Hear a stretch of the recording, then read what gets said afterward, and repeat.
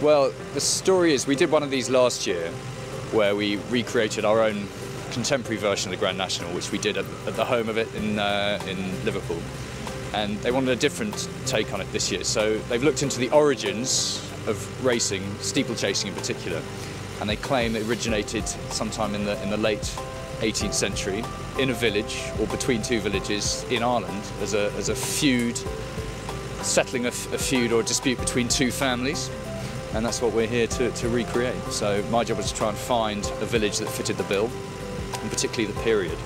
And that's very much why we ended up here at Ballycultura. And it's been perfect. It's been very, very good. The initial idea, I think, was formulated by the creative minds at Channel 4 during the course of the year. It seemed to be pretty successful, the initial one they did, and so they wanted to try and improve on that and have a different take on it.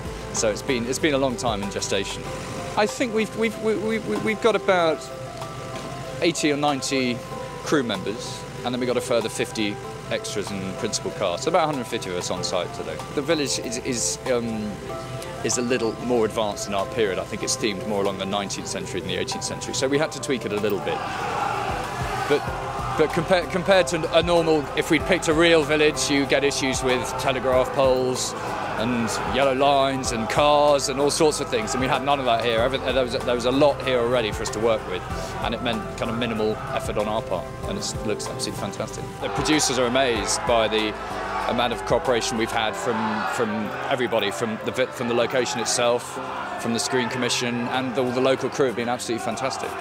Very good depth of knowledge here. This was quite a big ask because of the scale of what we're doing. We needed to take over and control a large area, so it just helped. If we'd done it for real, it would have been very much more complicated, but because we're doing it in a slightly more controlled environment here at the museum, it's been fantastic. We were contacted by a location manager who looked at a number of locations, sent them back to London, and then they picked the short list. They brought a team in, really liked the location and the wider facilities that we could offer. But not only are they using Ballycultura, they're also using Cultural Manor as their production base and as their hair and makeup base and as their costume base. So they've been there all week, and the cast have been coming in. And normally they use marquees, but because we had a building, it made it a lot easier for them and also reduced their costs.